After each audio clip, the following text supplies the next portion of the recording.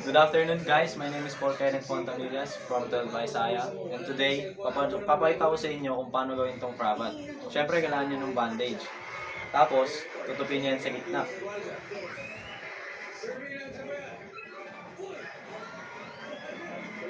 Yan, dapat magiging ganito yung itsura niya guys.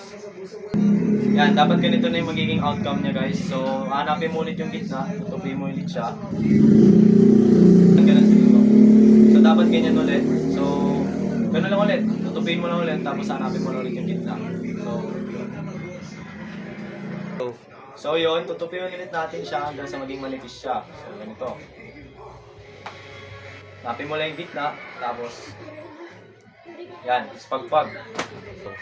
So, palagay na natin guys na may pasyente kayo. So, kailangan nyo ng panyo para katulad na ito, para lagyan nyo rin ng pressure para hindi magtuloy-tuloy yung bleeding ng dugo ng pasyente. So, ito, apply nyo yung cravat ng ganito. Tapos lalagyan nyo ng ganyan. Tapos babalik nyo yung dalawang natitira.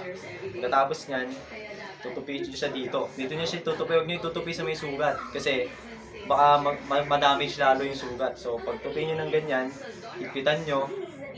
Pag sinabi ng pasyente na mahigpit na, doon na kayo mag-stop kasi para hindi na ma-damage lalo yung sugat. So, pagka sabi ng pasyente, lalagay nyo ulit, tapos tutupi nyo ulit para sumikip na at hindi matanggal. So, pag tupi,